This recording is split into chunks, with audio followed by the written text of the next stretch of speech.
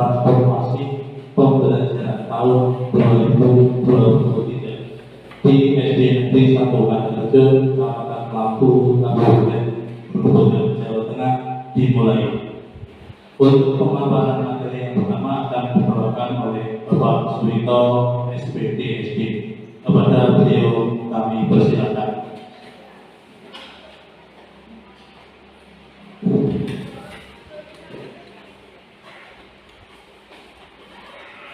Assalamualaikum warahmatullahi wabarakatuh.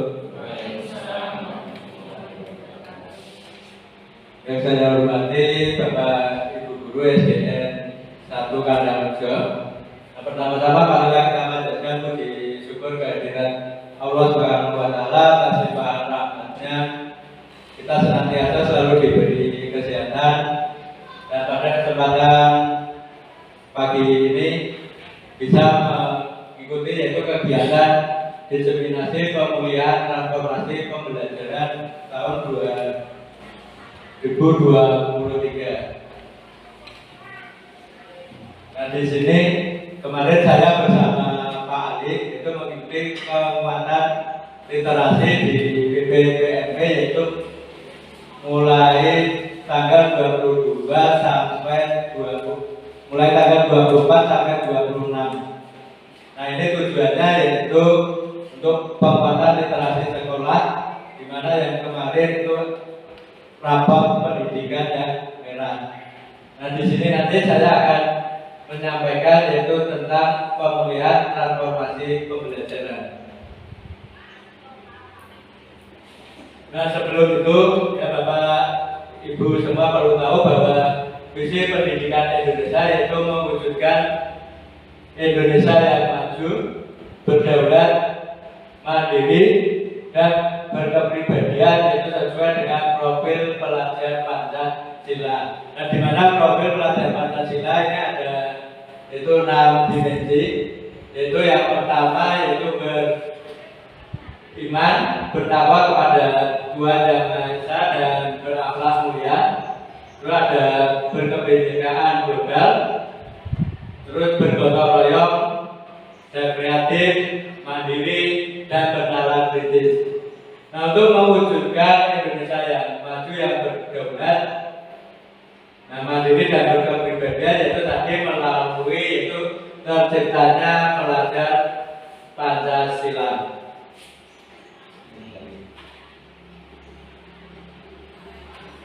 Nah, ada 5 indikator tentang terjadinya transformasi pada satuan pendidikan. Nah, yaitu yang pertama yaitu satuan pendidikan itu berpihak kepada tumbuh kembang murid. Nah, di sini sekolah itu harus bisa mewujudkan pendidikan itu yang berpihak pada murid. Nah, guru mungkin harus bisa mengajar pada murid. Terus satuan pendidikan mengembangkan budaya refleksi berbasis data. Nah, memang untuk saat ini semuanya ya semua serba berbasis data. Mungkin untuk kegiatan AMBK yang kemarin, nah itu juga sebagai nanti untuk pemetaan untuk pendidikan yang ada di sekolah. Terus peningkatan hasil belajar murid, nah terutama kompetensi fondasi seperti literasi, numerasi, dan karakter. Terus satuan pendidikan juga menjalin kemitraan dengan orang tua ataupun dengan wali murid.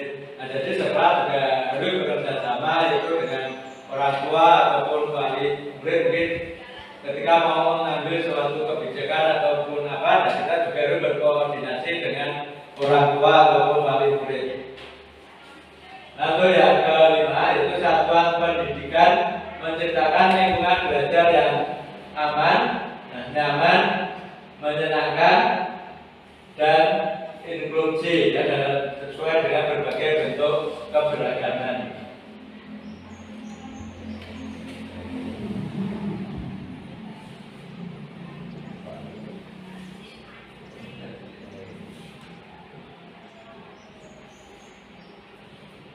Nah, studi kualitatif menemukan belum dilakukannya pemanfaatan buku secara sistematis karena informasi yang belum merata di sekolah. Ini kemampuan literasi setiap sekolah ini memang berbeda-beda karena buku yang ada di sekolah ini pun juga belum dimanfaatkan secara maksimal. Mungkin anak-anak terkadang hanya mungkin sebatas membaca buku-buku tersebut yang ada di sekolah mungkin tanpa memahami maksud ataupun isi dari buku tersebut. Nah, untuk pemanfaatan secara sporadis ini hanya kepala sekolah yang tahu ada buku ya, buku hibah. Nah, ini guru tidak tahu.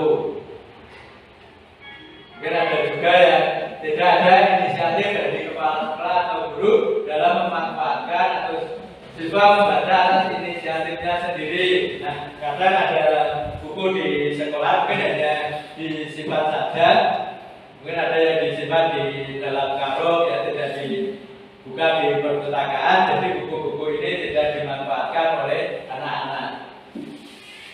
Itu untuk pemanfaatan secara sporadis. Nah, yang betul yaitu pemanfaatan secara sistematis. Nah, ini mungkin melalui program yaitu kegiatan literasi. Nah, sebagai contoh di situ ada di SD Kabupaten Sabang ya, setiap Kamis berkumpul membaca bersama. Terus ada juga siswa yang membaca cerita di depan untuk mengawali diberi hadiah oleh guru. Nah, mungkin ke depannya ya di SD kita bisa menerapkan literasi ini. Mungkin untuk pembiasaan di awal yang mungkin bisa 15 menit sebelum pembelajaran yaitu melaksanakan kegiatan literasi. Tetapi di sini juga perlu adanya pendampingan seorang guru.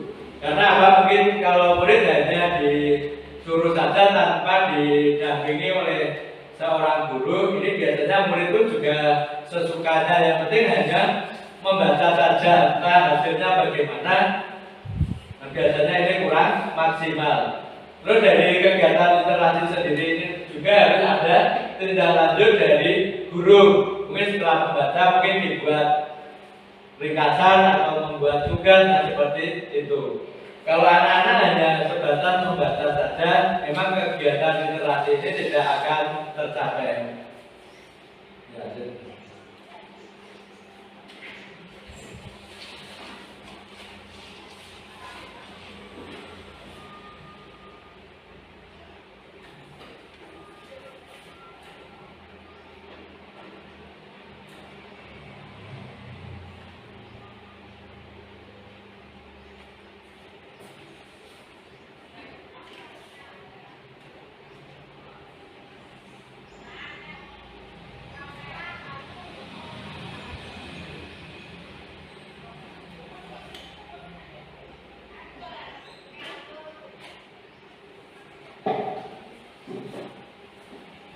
Terima kasih. Sekarang adalah materi yang kedua. Sebelumnya, Assalamualaikum warahmatullahi wabarakatuh.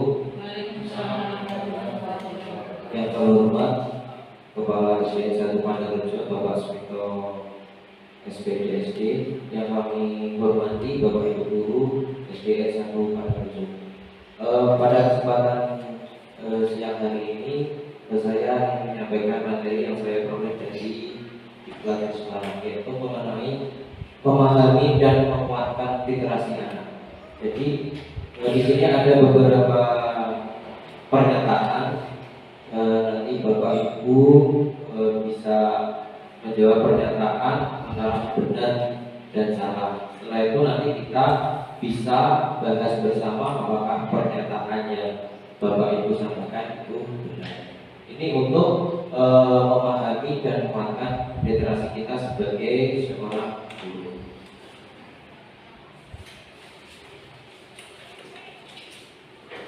Ini ada beberapa pernyataan. Ini hanya cuma diisi ya atau tidak, setuju atau tidak setuju, boleh.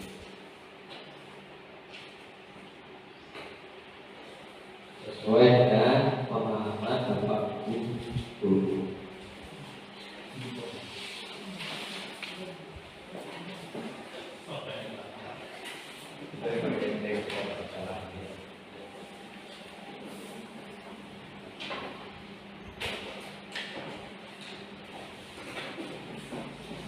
Silakan pernyataan itu dibaca. Dikasih ada ya atau tidak, setuju atau tidak setuju.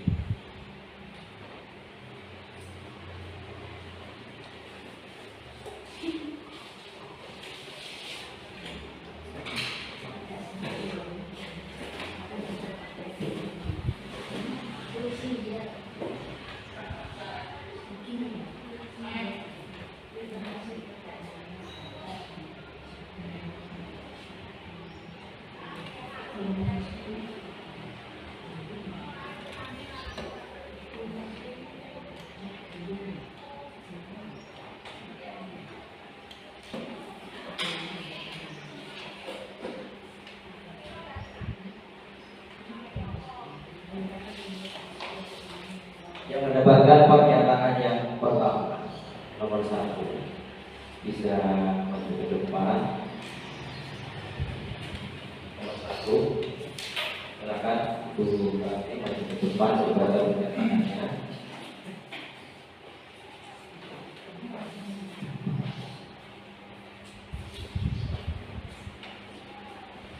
Assalamualaikum. Assalamualaikum warahmatullahi wabarakatuh. Pernyataan nomor 1, ya ini betul. Literasi tidak hanya baca dan tulis. Tidak setuju. Terima kasih untuk pernyataan pertama. Literasi tidak hanya baca dan tulis, berarti ada literasi itu tidak hanya baca dan tulis. Mari kita lihat di pernyataan. Ya, literasi tidak hanya baca dan tulis, berarti benar. Dan itu benar. Berarti ada selain baca dan tulis. Di sini literasi tidak hanya baca dan tulis dalam pengertian sempit, yaitu mengeja, membaca dengan fasih, keterampilan nulis dan mekanikis. Kemampuan membaca seseorang yaitu kemampuan memahami bacaan, menganalisis, merefleksi, menunjukkan kecakapan literasi. Demikian pula kemampuan untuk menyajikan gagasan secara terstruktur, analitis, kreatif, dan imajinatif.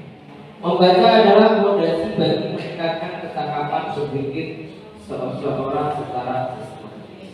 Ya, berarti tidak hanya baca tulis, masih ada yang lain. Terus pernyataan kedua, yang membawa pernyataan kedua, silakan Bapak Ainul.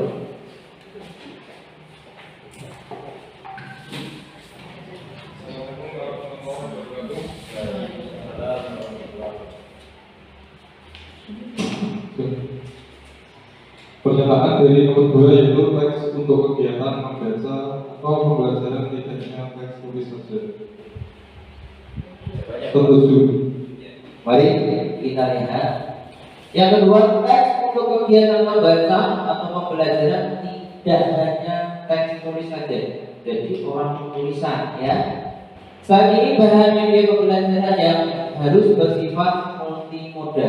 Ya, ini Bapak Ibu adalah media pembelajaran yang terbaru yang ada di lewat aplikasi Bapak Ibu. Jadi di SD kita kan tidak ada buku untuk menambah literasi anak. Dan di sini ada yang namanya media pembelajaran multimoda. Itu bisa diakses lewat HP atau lewat laptop kita yang namanya Chromebook. Jadi untuk kelas tinggi 456 bisa setiap hari itu ditentukan untuk membawa HP untuk membuka buku atau media pembelajaran bersifat multimoda, yaitu menggunakan lebih dari satu moda, bisa tulis, bisa cetak, bisa visual, audio visual, gestur, spesial, dan lain-lain.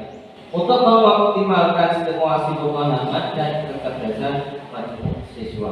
Itu adalah pernyataan kedua. Jadi intinya kegiatan membaca tidak hanya teks tulis saja, tidak hanya tulisan, masih ada banyak lain untuk bahan kegiatan membaca. Terima kasih untuk Bapak Ainul. Silakan pernyataan yang ketiga. Bu Ana bisa disampaikan pernyataannya. Assalamualaikum warahmatullahi wabarakatuh. Untuk nomor 3 yaitu program membaca di sekolah bisa menggunakan buku apa saja. Ya, setuju. Karena menurut saya di sekolah itu tidak hanya membaca sekitar pelajaran saja, bisa dari bidang yang lain. Terima kasih. Terima kasih untuk Bu Ana. Mari kita lihat mengenai pernyataan yang ketiga. Program membaca di sekolah bisa menggunakan apa saja. Ternyata di sini tidak tepat ya Bapak Ibu. Karena pertama untuk membaca itu harus disesuaikan dengan yang namanya buku jenjang Bapak Ibu. Jadi di buku multimodal itu ada jenjang dari A, kemudian B1, B2, B3, kemudian C. Jadi setara. Dan di sini bisa dilihat pemilihan buku ramah cerna dan sesuai kemampuan membaca siswa atau buku berjenjang menentukan keberhasilan program membaca buku. Buku-buku yang mengandung inklusivitas, anti perundungan. Nah, di sini yang lagi marak-maraknya adalah perundungan, bullying ya Bapak Ibu. Jadi kita sebagai Bapak Ibu guru harus mencegah yang namanya perundungan atau bullying. Kemudian juga digunakan untuk mengembangkan karakter mereka. Selain buku pelajaran, guru perlu menggunakan dari berbagai sumber yang sesuai dengan materi pembelajaran. Jadi pernyataan yang ketiga, program membaca di sekolah bisa menggunakan buku apa saja itu kurang tepat. Jadi disesuaikan dengan kondisi jenjang anak. Terima kasih untuk pernyataan yang ketiga. Kemudian untuk pernyataan yang keempat.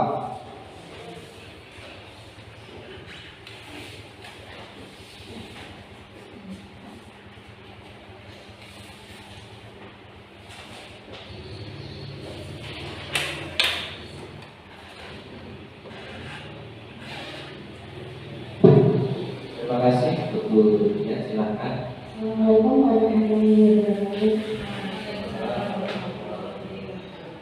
Pertanyaan yang nomor 4, anak yang wajar membaca pasti dapat memahami isi bacaan. Tidak setuju. Ya, kita lihat pernyataan yang keempat. Anak yang lancar membaca pasti dapat memahami isi bacaan. Ternyata pernyataan itu tidak tepat ya. Jadi walaupun anak bisa membaca, itu belum tentu bisa memahami isi dalam bacaan itu ya. Seperti kelas 1 hanya dibaca saja, dibunyikan vokalnya tapi tidak tahu artinya. Itu pemahaman isi bacaan terkait dengan makna kata atau makna ujaran atau kalimat. Sedangkan pelajaran membaca berkaitan dengan pemahaman akan bentuk, arah dan bunyi huruf. Oleh sebab itu peserta didik perlu membangun pemahaman akan makna kata ujaran sambil terus melatih pelajaran membaca. Jadi di sini memang tugas yang paling utama itu adalah orang tua ya. Jadi orang tua ketika anak masih kecil sering dibacakan oleh buku dongeng. Nanti ditanyakan siapa tokohnya, apa karakternya. Setelah baca itu nanti anak tahu dia bisa membaca dan bisa memahami apa yang dibaca. Terima kasih untuk pernyataan yang keempat. Kemudian untuk pernyataan yang kelima, silakan Bapak Tersebut. Untuk nomor 5, kegiatan atau pembelajaran baca harus dilakukan dalam mata pelajaran bahasa Indonesia saja. Tidak setuju. Terima kasih. Mari kita lihat pernyataan. Kegiatan pembelajaran membaca harus dilaksanakan dalam mata pelajaran bahasa Indonesia. Ternyata tidak tepat ya Bapak Ibu, bahwa kegiatan pembelajaran membaca itu tugasnya semua guru, baik itu guru matematika atau pelajaran IPA, itu berkaitan dengan kegiatan membaca, bukan tugas pembelajaran mata pelajaran bahasa Indonesia saja. Jadi pada dasarnya semua guru adalah membaca membaca karena semua mata pelajaran menggunakan teks dalam berbagai bentuk. Teks tidak hanya bersedia dalam bentuk teks tulis, konsep teks multimodal mengacu pada berbagai jenis teks. Semua guru mata pelajaran perlu tahu sebagai strategi memahami bacaan dan bagaimana melatihkan kepada siswa. Jadi, misal kalau di sekolah kita mata pelajaran bahasa Indonesia saja yang kita ketahui, tidak semua mata pelajaran itu intinya harus kegiatan membaca kita lupa. Terima kasih untuk pernyataan yang ke-5. Sekarang yang pernyataan yang ke-6.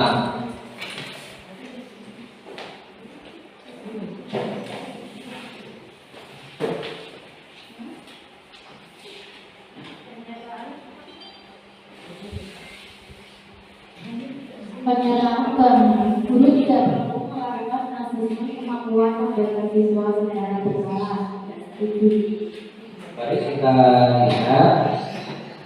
Guru tidak perlu melakukan asesmen kemampuan membaca siswa secara berkala. Ya, kita sebut. Asesmen merupakan yaitu kemampuan membaca perlu dilakukan secara berkala. Jadi setiap diadakan asesmen, ya berarti harus ada secara berkala untuk mengidentifikasi kesulitan membaca siswa. Informasi tentang kebutuhan siswa yang dibutuhkan guru untuk melakukan jenis pendampingan yang perlu dilakukan agar efektif dan tepat sasaran. Asesmen ini fokus pada kemampuan membaca, berbeda dengan asesmen dalam pembelajaran formatif dan sumatif. Ya, jadi harus dilakukan secara berkala, terutama untuk guru kelas rendah ya Bapak Ibu. Kemudian untuk pernyataan yang ke-7.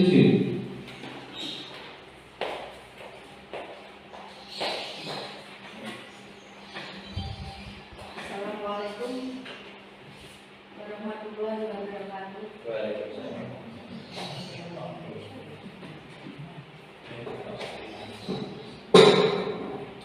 Guru, pertanyaan yang ke-7, guru tidak perlu memodelkan atau mengajari kegiatan membaca karena peserta didik yang diharapkan lebih aktif. Di sini saya memberi solusi. Tidak setuju. Terima kasih untuk pernyataan yang ke-7. Guru tidak perlu memodelkan atau mengajari kegiatan membaca karena nanti diharapkan lebih aktif. Berarti intinya di situ guru perlu atau tidak? Perlu memodelkan atau tidak? Perlu, ya. Berarti pernyataan ini berarti salah, tidak setuju berarti tepat. Soalnya ada kata-kata tidak perlu. Jadi seorang guru harus memodelkan pada saat pembacaan. Nah, ini lagi ditekankan oleh guru kelas rendah. Nanti di dalam media pembelajaran multimodal nanti bisa dipraktekkan cara membaca nyaring bersama anak-anak. Kenapa kok pemodelan atau pengajaran guru dalam kegiatan membaca sangat penting? Itu untuk membantu peserta didik menjadi pembaca yang efektif. Pembelajaran yang berpusat pada peserta didik bukan berarti guru tidak memiliki peran dalam pembelajaran, tetapi guru melepaskan tanggung jawab kepada peserta didik secara bertahap, mulai dari pemodelan guru hingga peserta didik melakukan secara mandiri. Kemudian untuk pernyataan ke-8 Bapak Ibu, di sini ada pernyataan pembelajaran membaca dapat dilakukan dengan melatih peserta didik menyambungkan bunyi huruf. Kira-kira setuju atau tidak baik? Pembelajaran baca dapat dilakukan melatih peserta didik membunyikan huruf A, B. Setuju tidak? Setuju. Dan kita lihat ya, jawabannya adalah setuju. Ya, sebelum peserta didik mampu membaca untuk memahami atau membangun kata, mereka terlebih dahulu harus mampu belajar membaca, yaitu proses menguasai keterampilan dasar literasi seperti kesadaran konsep cetak, kesadaran fonik, keterampilan dasar yang memungkinkan peserta didik untuk mampu membaca. Baru kemudian mereka perlu dilatih untuk meningkatkan keterampilan membaca untuk pemahaman seperti aspek berbicara, kefasihan, dan menulis. Jadi untuk pembelajaran membaca itu menggabungkan huruf dari huruf nanti menjadi kata, kemudian lancar dalam membaca.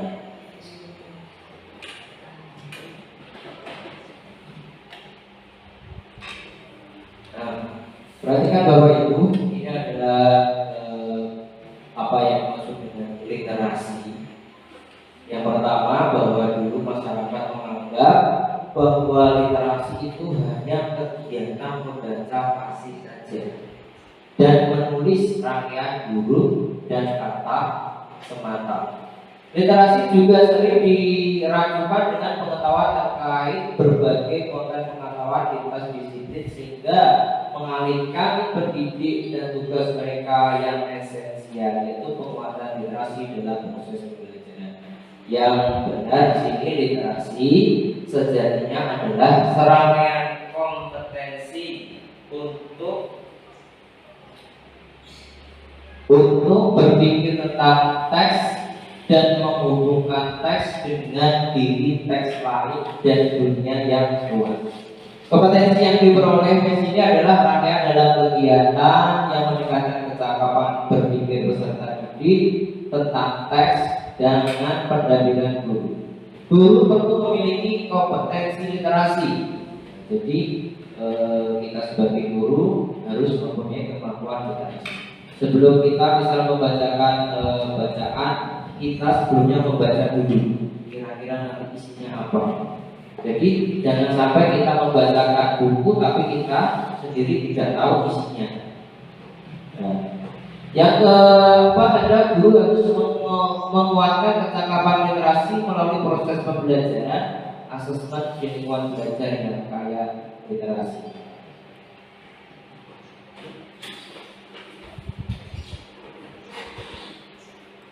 Kemudian dari dua pernyataan tadi Bapak Ibu tentang pengertian literasi, mari kita sepakati bahwa literasi, definisi literasi yang dulu, yang sekarang adalah kompetensi peserta didik dalam memahami, menggunakan, mengevaluasi, merefleksikan berbagai jenis teks. Jadi tidak hanya membaca saja, harus bisa memahami, mengevaluasi, merefleksi sebagai jenis teks untuk menyelesaikan masalah dan pengembangan kapasitas individu sebagai warga Indonesia dan warga dunia agar dapat berkontribusi secara produktif di masyarakat. Itu adalah pengertian literasi.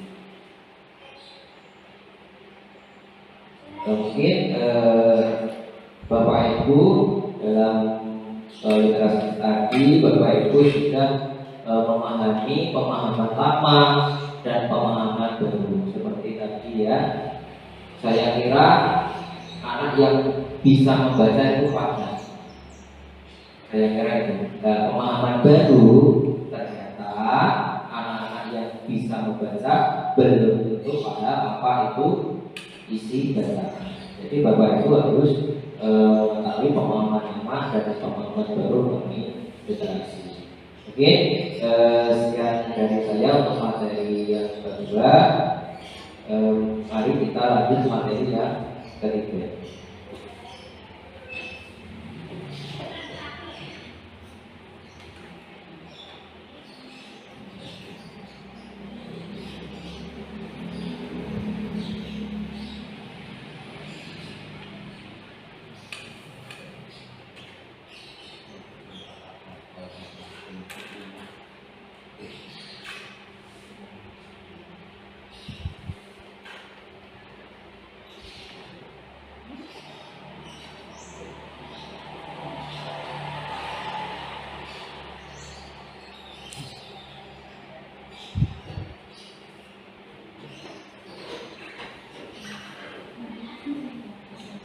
Kemudian tadi sudah saya sampaikan bahwa banyak sekali materi pembelajaran yang di sini adalah penguatan literasi berbasis teks multimodal.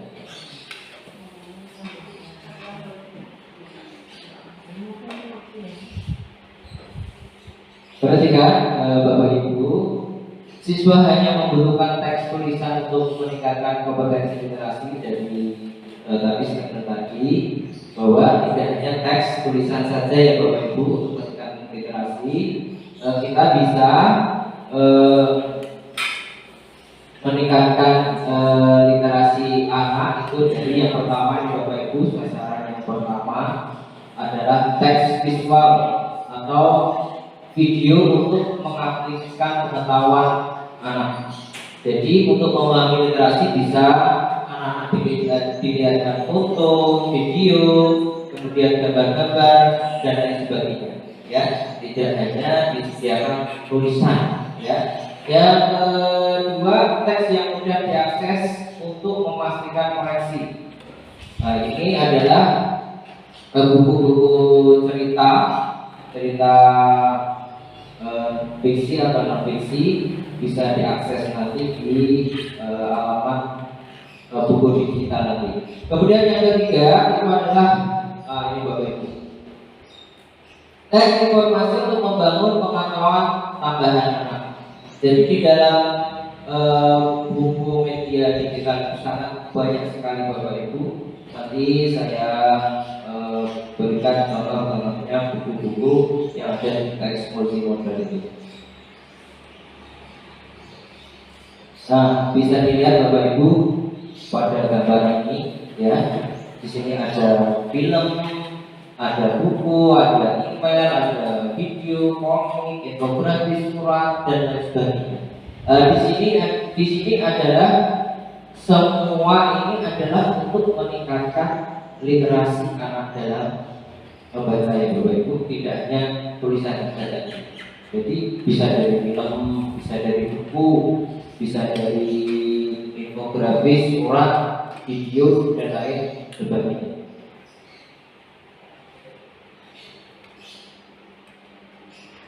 Di sini adalah Bapak Ibu adalah bentuk teks multimodal Bapak Ibu. Nanti alamatnya nanti bisa ditulis atau bisa saya sampaikan melalui WA grup kita ya Bapak Ibu. Nah, perhatikan di dalam teks multimodal itu terdapat satu, ada aura. Aura itu adalah musik, suara, nada atau volume dan lain sebagainya. Kemudian linguistik itu adalah pilihan kata, organisasi, kemudian kalimat-kalimat paragraf, kemudian koherensi. Yang ketiga adalah gestur, ada ekspresi wajah, tangan, bahasa, dan interaksi antar manusia. Kemudian ada spasial, yaitu pengaturan tata letak ruang dalam organisasi, kedekatan manusia dan benda. Yang terakhir adalah visual, warna, gaya tampilan, ukuran dan perspektif lainnya. Teks multimodal ini adalah merupakan teks yang dekat dengan kehidupan siswa saat ini, yaitu yang biasanya mereka lihat, dengar, dan akses atau terima. Teks multimodal ini dapat berasal dari lingkungan sekolah, bisa dari rumah, masyarakat, dan tempat tinggal. Kemudian dengan menyimak atau membaca atau memeriksa teks multimodal, siswa akan terbiasa berpikir kritis dengan cara menanggapi, menganalisis, dan merekspresikan materi di dalam teks tersebut.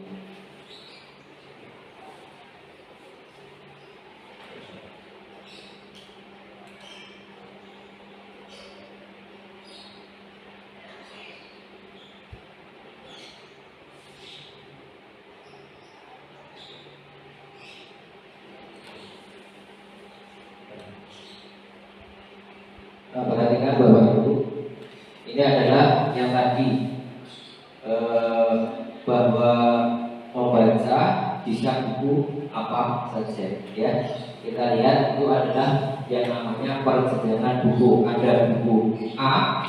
Buku A ini mungkin satu lembar itu terdiri dari beberapa kalimat saja. Biasanya untuk kelas rendah. Terus ada buku B, B1, B2, B3, kemudian yang C. Kalau yang buku C itu sudah banyak kalimatnya, diperuntukkan untuk anak-anak yang kelas tinggi. Nah, ini bisa dilihat jenjang A itu hanya terdiri dari cuma 3 halaman, kalimatnya maksimal 5 kata. Itu untuk jenjang paling rendah. Kemudian B1 5 halaman, kalimatnya ada 7. B2 kalimatnya ada halamannya ada 7, kalimatnya ada 9. Kemudian B3 tidak ada maksimalnya, berarti sudah jenjang yang tinggi, bisa 12 kata atau kalimat.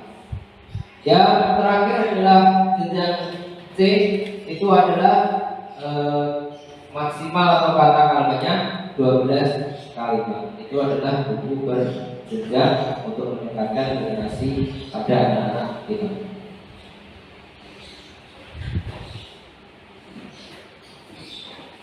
Perhatikan, itu adalah alamat untuk diakses ya melalui digital, perpustakaan digital. Jadi walaupun SD kita tidak mempunyai banyak buku, ada perpustakaan tapi bukunya isinya buku pelajaran semuanya. Kita sebagai seorang guru membuka buku digital melalui mantan yang sudah ada di situ. Nanti hal-hal itu bisa dibuka atau anak-anak bisa diberitahu untuk membawa HP, karena kan anak-anak sudah punya HP untuk terutama untuk kelas 4, 5 dan 6. Dengan bimbingan guru kita bisa membimbing anak-anak untuk membuka buku-buku cerita yang disenangi anak-anak. Mungkin materi yang ketiga, sekian dari saya. Kita lihat mengenai buku tes multimoda Bapak Ibu yang ada di perpustakaan digital. Terima kasih Bapak Ibu guru. Mungkin diskriminasi tentang pemulihan informasi pembelajaran yang saya sampaikan tadi, semoga bermanfaat untuk Bapak Ibu guru untuk meningkatkan literasi minat baca anak, untuk memahami berbagai macam buku bacaan. Mari kita bersama-sama meningkatkan hasil rapat pendidikan kita, karena hasil rapat pendidikan kita sebenarnya bukan merah bawah itu, tapi sedang di tengah-tengah.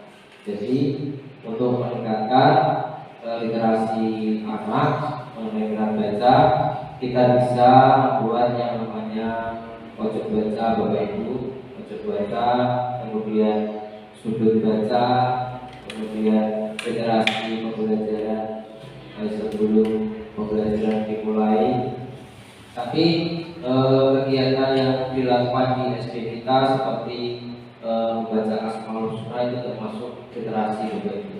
Tapi mari kita tingkatkan lagi literasi pemahaman anak dalam memahami buku bacaan. Mungkin sekian dari saya sebagai penyampai materi. Apabila ada kata saya salah, saya mohon maaf. Wassalamualaikum warahmatullahi wabarakatuh. Waalaikumsalam warahmatullahi wabarakatuh.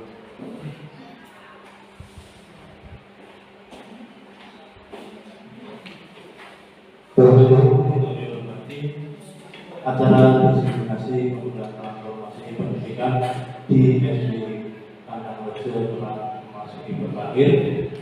Dari pembawa acara ucapan terima kasih yang sebesar-besarnya kepada Bapak pemateri dan golongannya.